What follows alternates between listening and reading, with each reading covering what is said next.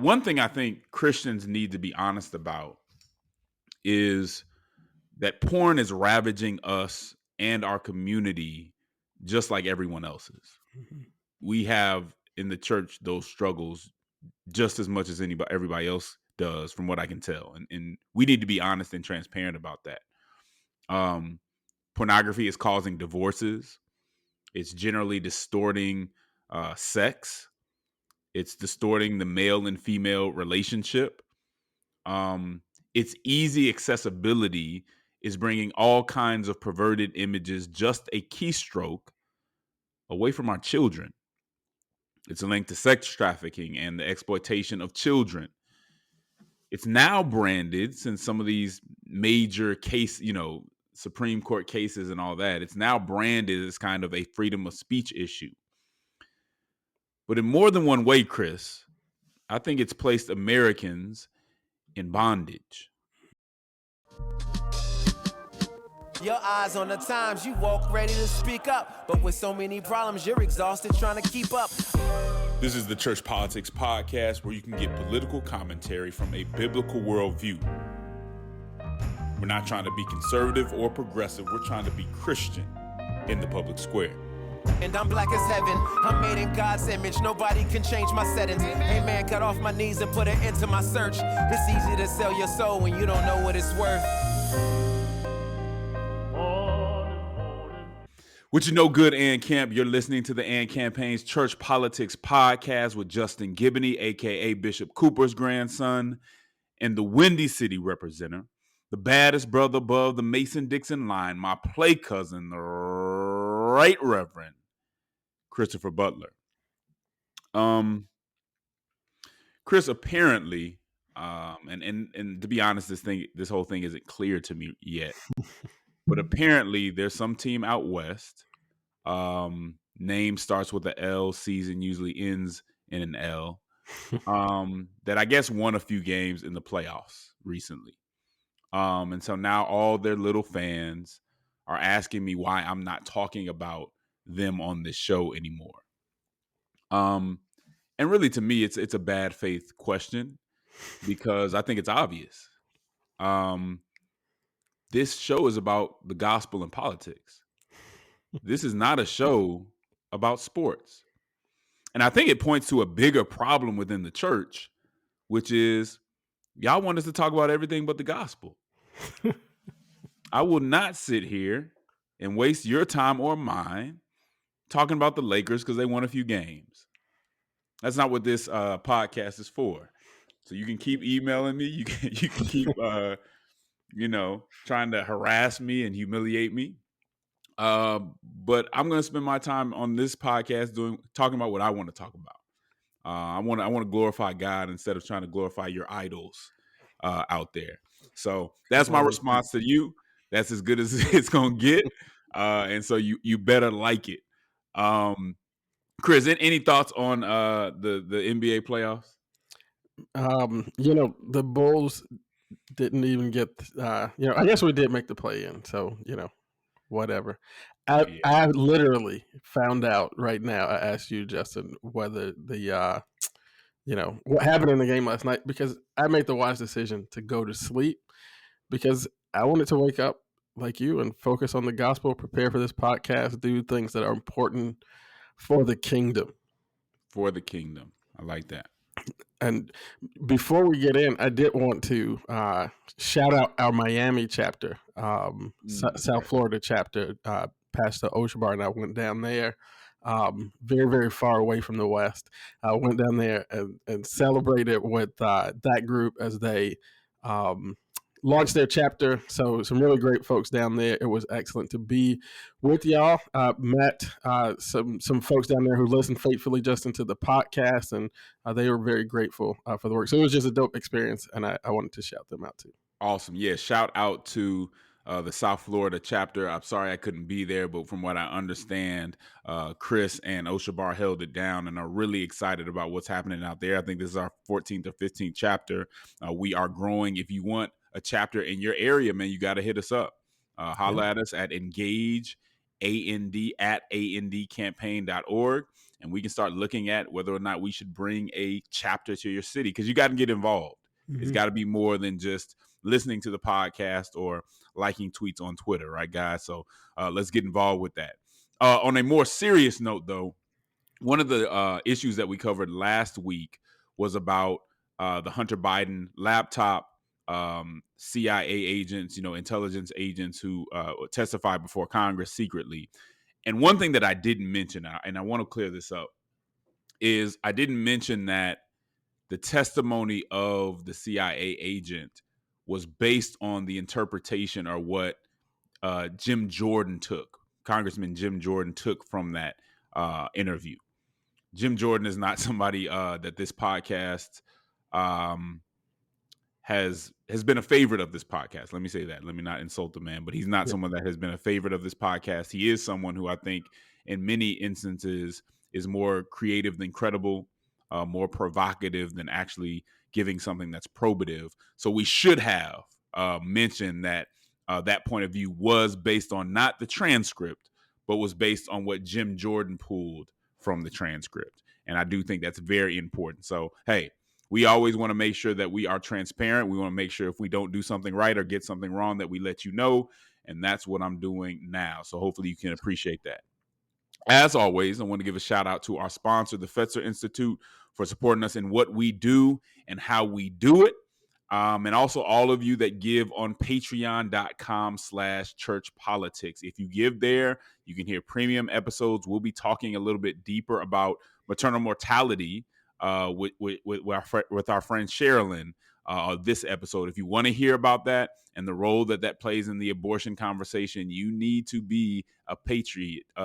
You need to get on our Patreon and become a patron, rather, to get to hear that conversation, and it will be a good one.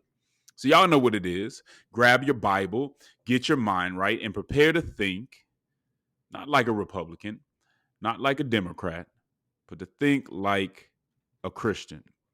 As many of you may know, we recently launched, and I'm really excited about this, we recently launched our Invisible Institution newsletter. It's a newsletter that's really trying to help faith leaders, pastors, and others be equipped to engage the public square. And so we have some great writers, including Chris, John Richards, Jasmine Holmes was part of this one, Amos Jones, and others that are going to be writing some stuff for us to equip you in the public square. One of those articles, as I mentioned, was from Chris. And so I'll have Chris kind of introduce that article and we'll kind of discuss it. Go ahead, Chris. Yeah, so it's a great newsletter. You all should definitely go subscribe to it. I looked at this issue. The wealth gap in America has been widening at a sort of alarming rate. So this is according to the Federal Reserve. According to the Federal Reserve Consumer Finances survey, the wealthiest 1% of Americans hold roughly 30% of the nation's total wealth, while the bottom percent of the population, bottom 50%, holds only 2%. And this glaring disparity is threatening the very fabric of our society and impacting almost every area of American life, not the least of which is housing, where there's a full-blown crisis, Justin, developing all across the country, and it's mostly going unnoticed and mostly going unaddressed. So this wealth gap and its attendant impacts on housing and other areas of life are in many ways one of the most important issues facing our society right now. But then it's also a tale as old as time. And so what I wrote about in this inaugural edition of the Invisible Institution newsletter is how we read in Nehemiah chapter 5. And we find this account of wealthy citizens exploiting their less fortunate brethren amidst an economic crisis. And then you look around today and we witness a very similar story unfolding in the American housing market. Because you have institutional investors, capital finance folks who are buying up single family homes at in large numbers and turn them into rental properties. And this is pushing the dream of home ownership further out of the grasp of ordinary families. And what I point out in the article is that pushing home ownership out of reach for average Americans is dangerous and, in my opinion, unjust. Home ownership, this ability simply to own the real estate where your family builds its life, is in the United States today, just like it was in Jerusalem in 450 BC, the most democratized asset within our society. Home ownership is the best, and in many, if not most cases, the only way for families to achieve financial stability and even think about building generational wealth. And so over the past decade, as institutional investors have increasingly bought up these single family homes and even rental properties, we've seen these the families, regular families, sort of be pushed out of this home buying market. Recent policy decisions from the Federal Reserve increasing interest rates, particularly amidst high inflation and unemployment, is also exacerbating this. Because what you have now is that mortgage lending is more difficult to access because the interest rates are higher. Real income, because inflation, is lower for families. And so all of these things combining are having a far-reaching effect that will impact not only this generation, but multiple generations to come. And what I pointed in the article is that an environment in which the rich can leverage their resources to more aggressively operate in the housing market is, in my view, an environment of economic exploitation. Because economic exploitation is not just when the wealthy unfairly profit from the work of the poor, but it is also when the economically advantaged profit from the distress of the economically disadvantaged. And so this story is one that sort of gets my blood cooking. In fact, the Bible says in Nehemiah, and I point this out in the article, Nehemiah actually records that when he heard the outcry of his people, that he became angry. And I think that if there are things in our society that should stir our righteous indignation, this prospect of literally generations of Americans being locked out of the housing market should definitely be on the list. It's on my list. It's very angering to me, and I hope that we'll see the church in a lot of these states and cities, especially where this stuff is concentrated, really begin to step up and demand at the local and the federal level legislation that slows this down, because we will see, if we let this unfold, it'll be much more difficult to get this property back from permanent capital than it will be to prevent them from acquiring it in the first place. Well, let me tell you, Chris, I hope everybody listening to us reads this article, because it is a very good article, a very thorough article, and one that I think Christians need to be aware of, whether we want to hear it or not. The Bible explicitly deals with economic exploitation. It speaks in one way or another in different places to power and policies that leave certain classes without fair wages and affordable housing. If America's wage gap isn't clear to you, if you don't see it, then you need to step out of your bubble and expand your circle. Because the amount of people that I know who go to work every day but can't afford housing in the city, and this is not just in Atlanta, in cities in general, is ridiculous. Yep. And let me tell you about why where you live matters. For people who earn low wages, they need to be closer to cities, because cities in general usually have more resources, right? More jobs and so on, right? Better busing, all that stuff. And many of the people, Chris, that I see who work every day but can't get affordable housing have degrees too. Yeah. Some of them don't, some of them do. So it just tells you how our system is failing people. Now, if somebody's not going to work or they don't want to work, okay, that's a different kind of conversation. I'm talking about people who work hard every day. That can barely find somewhere to stay. And when they do find it, it's usually pretty far from the city, which means they're separated from a lot of different resources. All right. Now, from what I can tell, and you mentioned some of this, Chris, the problem stems from soaring housing prices and wages that are too low almost to the extent of injustice. For some reason, Chris, and I know we all believe in the invisible hand of the market like it's the Holy Spirit, but for some reason in America, everything is inflated except the wages of workers. Yeah. And the question that one has to start asking is, can the market be trusted to set the wage when the worker has so little power? Yeah.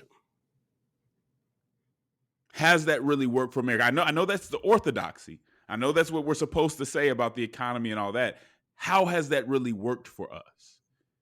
And that's not suggesting that the government would do an excellent job, but we do need to give more power to the workers so that they can negotiate and have a larger hand in what's being said, or the more larger play a larger role in the outcome. Maybe is a better way to put it.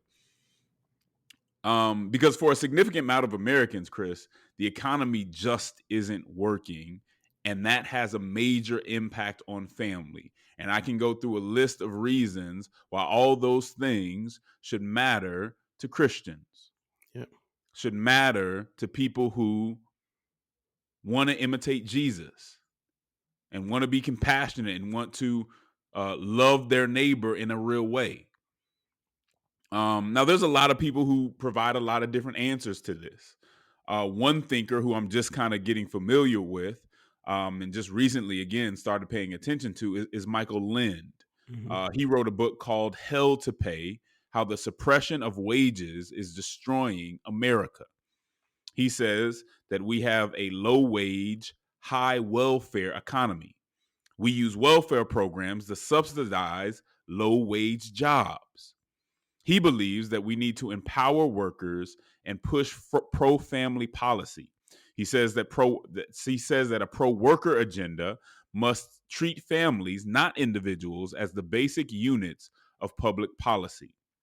Now, I haven't been tuned in to Lynn long enough to endorse his work. That's not what this is. But we always want to bring you people who are thinking about things differently. Yeah. And you and me, we believe welfare is necessary. It's something that we need. But I think, and I don't want to speak for you, but I think as we've spoken before, we would rather have people have opportunities to have well-paying jobs than to kind of come on the back end and just create more welfare programs. Like, the idea would be to have a more inclusive economy. Since we don't, you kind of get more welfare programs. But I thought one of the interesting things, Chris, about what Michael Lind says is that we shouldn't really always depend on these very kind of technocratic solutions. Right. That we really shouldn't always depend on the bureaucracy to correct an economy that's just not working. He says the answer is not the bureaucracy to step in or just focus on policies that can put more money into the welfare system, but actually to empower workers. Okay. Now, these things aren't mutually exclusive. I want to emphasize that. But to me, it seems it would be more important, or it would be best. The best case scenario was that you empowered workers and raise wages so that you wouldn't have to kind of create these more welfare that's just keeping people afloat. Again, support those programs, but that doesn't mean that they should come at the expense of actually saying, no, we need to empower workers so that they can get better wages on the front end. What are your thoughts about that, Chris? Yeah, I mean, I think that that's exactly it, and it's something I mentioned in the article, right? Like, as believers and people with a biblical mindset when we approach public policy, you got to step back and say, all right, God, who is all wise, when He's setting up the nation of Israel, right at the in the same movement where He's giving them the law and giving them this very wise spiritual and moral code that has informed society for, I mean, millennia. He also says we're going to take every household and make sure that they have a tract of land where they can raise their family on that land. They can create economic sort of energy on that land, and then they can bequeath that land to future generations so that they have a place to build from. This is God doing this in the scriptures. And so when we uh, detach families from that, we create a very difficult problem for families. Like you mentioned, you know, when families are pushed far away from jobs and cities and that type of thing, now you have parents most of the time, because of the low wages, both parents having to travel more to get to and from work, having to work more jobs. Now they're spending less time with children and doing the work that mom and dad have to do at home to raise children. And I also haven't been that much engaged with Lynn's writing. But one thing that you mentioned, Justin, that has become a fairly steady drumbeat for me and is really a really important sort of fault line in our policy environment is, are we going to make the individual or the family and household the basic building block of society and that basic unit that we look at when we think about public policy? Because if we do that, a lot of these things become much more clear. Um, when you think about it in a family context, you have to think about not just, what does this wage do to this individual's ability to, access the clothes that they want to buy, or whatever, but how is this impacting their roles within the household and within the family? Is this wage making this man a better or a worse father to the children that are inside of that household and are going to grow up into adults and come out into our society? And that's not a small question. I think it's one that's been skipped a lot in our policy environments, but it's not a small question. I Yeah. think it impacts this in a huge way. Yeah. Now he also, I'll say this from my reading, he also seems to challenge something that we've actually promoted, which is the tax credits. Yeah. Again, from the perspective that it's a band-aid on a system that just isn't working, and so the system needs to be changed to empower workers. Yeah. So not that it's terrible within the present system, but that it just perpetuates the system that we're already kind of struggling with. Yeah, and I'm interested in reading the book. I listened to a podcast where he was discussing it. Certainly interested in reading the book because I don't think that those two things are in perfect tension, and I'm not sure that Lynn feels this way. I don't know because I haven't read the book. But yeah, I think I definitely favor, if you say like, what's better to have an EITC, or I've talked and written about a basic income and lots of things, but all of those things are sort of solutions to the fundamental problem of, and maybe it's something that I've kind of more given up on intellectually, but how do you actually just cause the corporations and the businesses that are capturing the profits from economic activity to actually just share those profits more fairly with all of the people who are helping to create that economic activity? And again, it goes back to me, though, back to that question of like, where are the basic building blocks? Because if it's just this great man or great woman who built this great institution, and then they can make the argument that they're going to take all of the resources. Right. Of folks who are working companies create this economic activity, and not only are the people who are working there sacrificing for the company, those children who are, all that time that dad is at work or mom is at work, those children are sacrificing. If a parent is at home, that parent is sacrificing.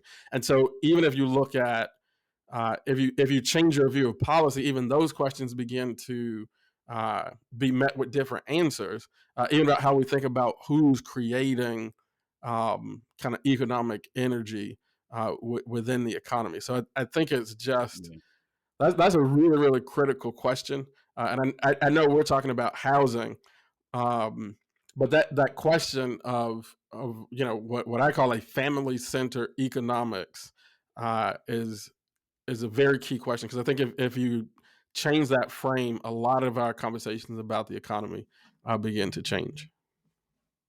Yeah, and these are just things we need to wrestle with. So even Chris and I are willing to change an opinion, or kind of revise something that was said before to see what's best. Yeah. Because a lot of what I see here is one thing we're asking is what is helpful in the present system. Yeah. That's very different than what is the solution. Mm-hmm. And so not everything that's helpful in the present system is actually the solution. And I think if we want to get to solutions, it maybe have to be things that are a little more drastic. The tough part about all this is it's, while I do think these corporations should be taxed more in many cases, the truth of the matter is they can always go somewhere else. And so it Mm-hmm. is hard to go too far on the taxation.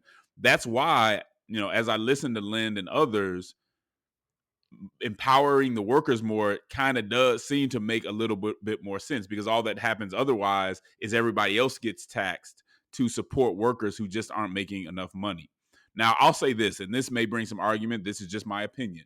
And maybe Chris may disagree with this, but while I see certain aspects of certain economic systems supported in the Bible, certain aspects of the system, I don't think that God prescribes either capitalism nor socialism as presently constituted. Mm-hmm. You hear Christians say, basically, capitalism is biblical. With how capitalism has been manifest in this system, do you really want to put that on God? Yeah. Do you think how it is constituted now is what God meant for it to be, above any other system, even though it could turn out like this? And if I look at other countries that have socialist governments, the truth of it is about a lot of socialist governments is they have like a two-tiered economy. You have the regular people have their economy, and then the people who run businesses and are cool with the folks in power have their own. They're not subject to all the things that everybody else is. Mm-hmm. That's just the truth. You can deal with it or you can not deal with it. What do you think? I know this is a whole different subject, but it just came to mind, and I wanted to see what you thought about that, because you do hear a lot of people saying the Bible promotes socialism, or the Bible promotes capitalism. I think you got to be careful with that, just because an aspect of a system might be mentioned. Go ahead. Yeah.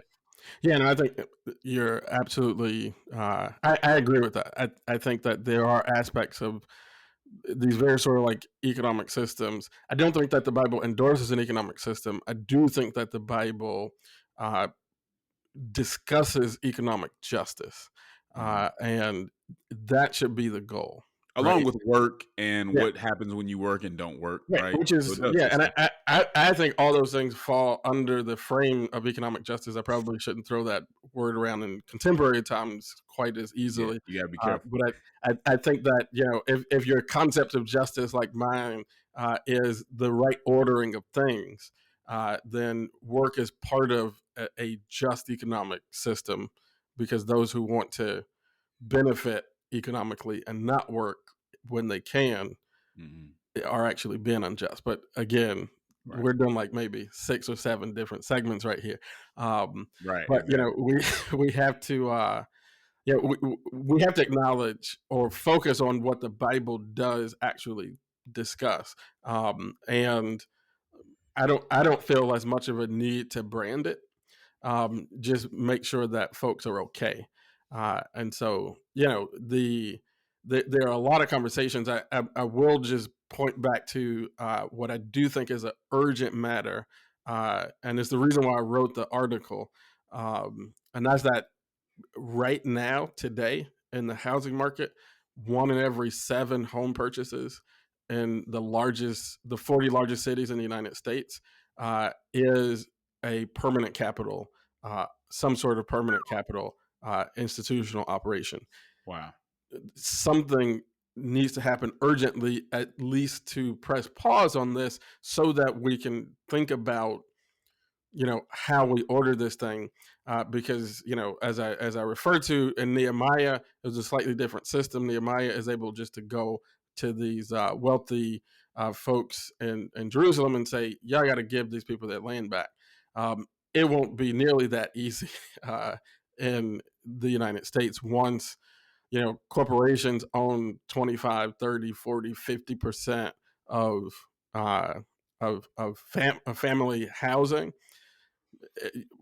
it'll be hard for somebody to be the Nehemiah and come to those corporations and then say, you all have to give this land back.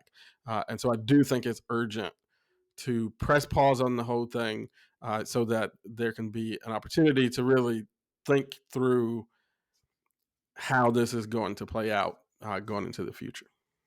No, that's good, man. We ran over a little on this segment, but I think folks will like it. I think it'll be enjoyable. Good conversation. Check out some of those books. Keep thinking about this, man, and don't get so caught up in one way of thinking that you ignore other solutions. Yeah. Chris, this is a tough subject. But one thing I think Christians need to be honest about is that porn is ravaging us and our community just like everyone else's. We have in the church those struggles just as much as everybody else does, from what I can tell, and we need to be honest and transparent about that. Pornography is causing divorces.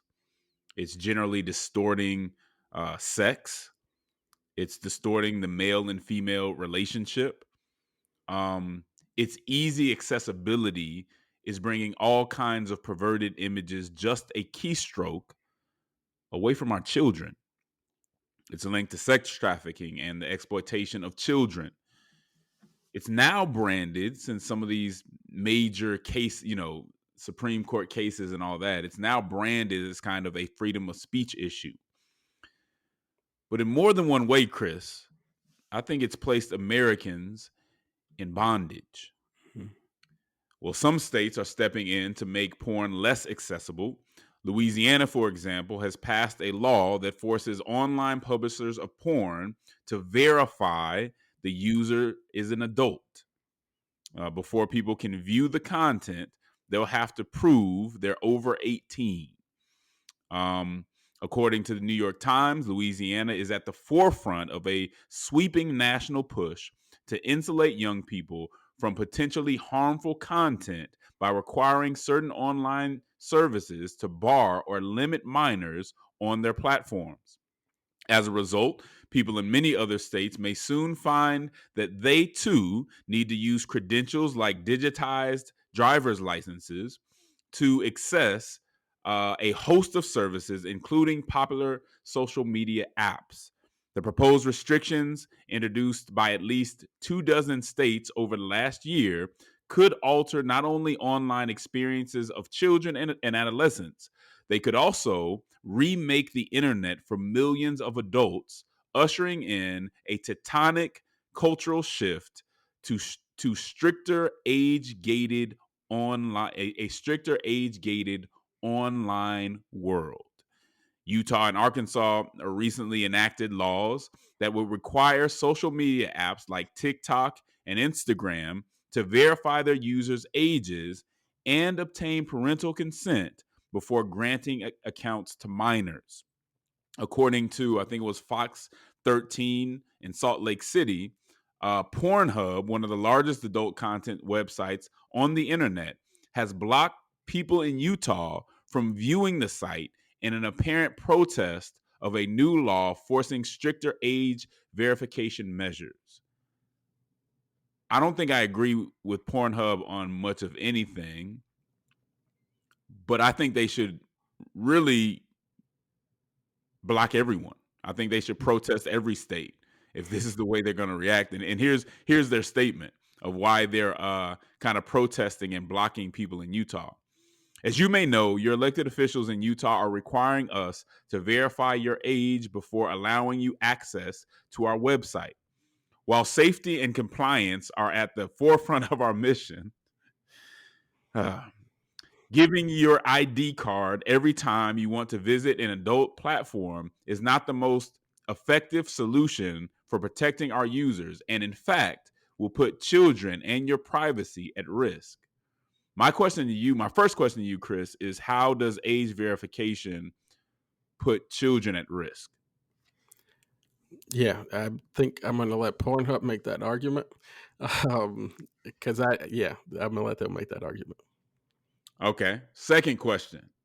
Do you support these regulations, and why do you think they're so important? if so? So I totally support these regulations. Um, this is, in one sense, it's a similar balancing test to the one that we're doing in the gun control debate. Because it's this sort of balancing test between the sort of privacy rights of adults and weighing that against taking action to protect the safety and well-being of our children. But in this argument, well, I think it's very similar. The sort of tribal roles are reversed, right? Um, where sort of more progressive crowd is like, hey, what about privacy and speech, and the conservative is saying, well, let's protect our children. And I think it's in some ways a similar balancing test. And so I know where I come down on that in every instance, because to me, in either case, we're not really talking about infringing on your right to do something. Uh, you might be giving up a little bit of your of the convenience of doing it in a very secret way, but you can still do it if you know. And I don't think that this is. I think that this is even less of an argument because we are talking about porn. Um, whereas like, in what world is the right of an adult to consume porn uh, more important than protecting our children? And so you got to look at the scope uh, of the problem, right? Like even some of the articles that I saw, I was a little disappointed that folks didn't really lean into, like, first off, porn sites get more visitors monthly than Netflix, Amazon, and Twitter combined, right? This is a huge, huge, huge problem. And one article that I saw suggests that 49% of college age males in one survey said that they saw porn for the first time before they were 13 years old. That's almost half of all college age American males self-reported that they saw porn before they were 13. So this is a huge problem. I mean, it's large in scope. The impacts are deep. American College of Pediatricians say that pornography is associated with emotional and psychological problems, physical health outcomes, increased rates of depression, anxiety, violent behavior, sexual promiscuity, violent sexual proclivities. Like, so this is a massive, massive problem, very, very large in scope, very, very deep and negative impact. And I don't know a world in which is a higher priority to protect an adult's right. And let me not even air quote it. This is America. You got it right. But I don't know a world in which protecting an adult's right to access porn is more important than protecting children when the impact is that large. I don't know. In my opinion, Chris, we have to regulate it. That shouldn't be a question. I think the science behind what it does to alter our minds, to alter how we interact with one another, is clear, right? So if that matters to you, then we should. But I also think that it's something that we can get a critical mass of even progressives to move on. I mean, there are progressives who are saying, yeah, this is the accessibility of porn is a problem. So for our view, I know we have some listeners who don't do anything unless progressives okay it. I think it may be okay for you guys to say something about this now, because even some progressives are saying, so it's safe. You can stand up and say that porn is bad, okay? But in a real way, I think this should be a bipartisan move to say we have to put restrictions on this, because yes, freedom is important, but nobody's really taking away the freedom just because they're saying you have to do a few more things to make sure that people who shouldn't have access to it don't. And there's so much more that we can do, but also, and we should do it. The truth of the matter also is that it's a spiritual matter too. Yeah. And the church is going to have to deal with that spiritual matter because with the web, the idea that folks are going to be completely stopped from getting a hold of pornography if they want to, if kids or whoever, if they really want to get a hold of it, we should make it harder. Yeah. But to make it impossible, I don't know if that's going to happen. One thing that, and it's a big deal. One thing that my pastor said that was like, whoa, that's something to think about is, you can look at your Bible on your phone if you want to, or on your tablet. That's fine. Be very careful though of using for a Bible the same thing that you use to look at porn. Yeah. Word. That was a mic drop to me. Sure. Something for folks to think about, man. So no judgment, man. We want folks to feel like this is something they can talk about and say, hey, we've got to get over this because it is plaguing us and it's a threat to all our children. And so we have to be serious about it. Chris, I'll let you take us out. Yeah, no, it's just on that spiritual side. I share with my congregation, and I'll share on this podcast. I have covenant eyes on all my devices, and my accountability partner has access. Can log in anytime to check out my covenant eyes, and that's just for accountability's sake. Like what is Covenant Eyes? I've never heard of that. Covenant Eyes is a computer app that kind of it tracks your online activity, and the goal of it is really if you have accountability relationships. Then your accountability partner can log in and see either activity, and they'll see if you shut it down for any period of time. They can see that you shut it down, and so it's technology is only as good as your accountability relationships. But if you have healthy accountability relationships, it's a helpful tool in this particular space, and so I do suggest it. So I want to point that out, and I do want to point out for progressives, because I hang out in that world a little bit, that when we're talking about these privacy rights, we have to always look at, are we really talking about the rights of individuals to consume pornography or the rights of corporations to create it and sell it to children? The online porn industry has an annual revenue. It's very difficult to place it because of sort of definitional concerns. What is adult content? And then a lot of the companies are private, not public. So that figure could be as high as $97 billion a year.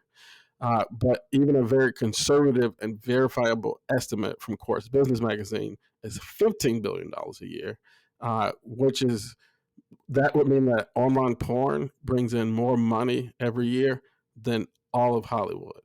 Like Hollywood as a whole does like 11 billion a year, and online porn does 15 billion. So there's for the progressive mind, there's a huge sort of like corporate aspect to this. That's what I'm really interested to find out from Pornhub, how many people are actually calling their legislators and lobbying for their Pornhub account. And take account of those legislators that respond to Pornhub and feel pressured by that. Just write the name down and put it in your back pocket for later on. Chris, you've perhaps heard of the Godfather of Soul, which is James Brown. You've probably heard of the Godfather, the movie, the mob movie where the Godfather is played by Marlon Brando. But there's also a Godfather of artificial intelligence, and his name is Jeffrey Hinton. Hinton, who is 75, announced his resignation from Google in a statement to the New York Times, saying that he now regrets his work. He told the BBC that some of the dangers of AI chatbots were scary, in fact, quite scary. He said, right now, they're not more intelligent than us, as far as I can tell, but I think they soon may be. He fears that bad actors could use AI for bad things. For instance, they could give robots what they call sub-goals, like getting more power, which could be used against humans. IA robots could also be used on the battlefield, and that's one of his other concerns. The people advancing the potential of AI for profit haven't done enough to control it, Chris. And I think that's the biggest issue. We're trying, there's this battle between Google and Microsoft and all these other folks to advance this technology without taking the time to actually control it once it advances past a certain point. Some believe that it could be used to supplant humanity. Some folks have even gone as far as saying that it could be the end of humanity. Chris, I'm not, that deep into this type of technology. I probably don't understand as much as I would like to understand about it. But this seems concerning to me. And what I do know about technology in general and where we are right now is that in a number of areas, and we talked about this before, technology has surpassed the ethics that need to go along with technology. And when you're talking about artificial intelligence that could surpass our intelligence, that could in so many ways in our digitized world could undermine our society, we have to be concerned. And for somebody who's the godfather of artificial intelligence, so-called, to say, hey, man, we need to stop. We need to slow this down ASAP. It's something that we need to be listening to. The other thing is there was a group, including I think Elon Musk, who said, hey, we need to slow this down or stop this advancement of AI until we have better ethics and have better controls in place. Because what some people are saying, while you can kind of figure out if somebody's trying to create weapons of mass destruction, somebody could be going further and farther with AI, and you might not be able to stop it. The sad thing and the thing that worries me, though, Chris, and I'll hand it to you, is I don't know that our political system and our leaders in that system are willing or able to do what needs to be done to get, I guess we could say, get out in front of this, but to catch up with this. What are your thoughts, Chris? Yep. I mean, I think you actually just left it at the spot where I mostly wanted to speak into this. It is most concerning because of the sense of corporate capture in our political system right now, and it does not seem that we have the kind of force of character and moral courage that it takes to make corporations pause on the development of what seems like very lucrative technology. And I just would urge people, if you haven't played around with ChatGPT, check that out. We were earlier this week, it was my 10-year-old's birthday. We took him to the Museum of Science and Industry here in Chicago. And you look at some of the stuff that is on display there, and then you think about the fact that all this stuff was available to us, ChatGPT, probably even the stuff that's in the museum, is by the time it what these companies are developing, right? So what they have in development is kind of orders of magnitude beyond what we already see in general public, and that will give you pause. And if there's even a slight chance that the warnings that we're hearing are accurate, we should at least have a conversation, press pause. But we don't have the right mix of stuff right now at the highest levels of government to force these kind of meaningful conversations. And it's not just in government; it's in the government, it's in our media, it's really in all of the institutions that are supposed to help and step in these moments, really force very serious conversations. And we've just become very unserious in a lot of these spaces in the public square. And then it also seems, Chris, to be honest, that while we need to regulate, we need to get the smartest guys in the room. Somebody said this isn't my dad. We need to get the smartest guys in the room and figure out how to control this. But even then, just like we were talking about with porn, how much can you really control it once Pandora's box has been opened? Yeah. And so it almost seems like even with this, there's a spiritual element, or at least a reliance on the spiritual world to come through on this, because this is bigger than us. It's bigger than our politics. I don't know how you stop some mad scientist in whatever country, in the basement of his house in whatever country, from taking this as far as possible. And I keep saying this, I know y'all probably think I'm crazy, call me a kook. In this overly digitized world, if you have artificial intelligence that's more advanced than us, I mean, to even think of what that could mean and what the consequences of that are, is just kind of shakes you. Sure. But we've got to try. We've got to try to figure it out. But here again, the church is going to have to speak to people's hearts. Yeah.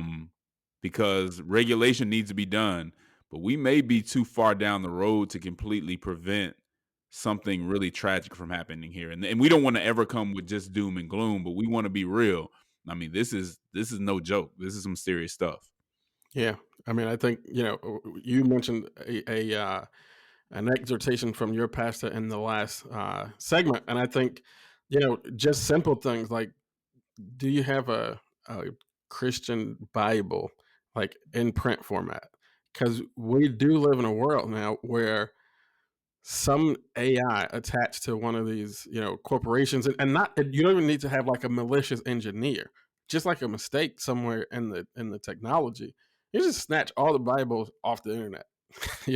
It's like, and you don't got it, like, unless you have it in a print form.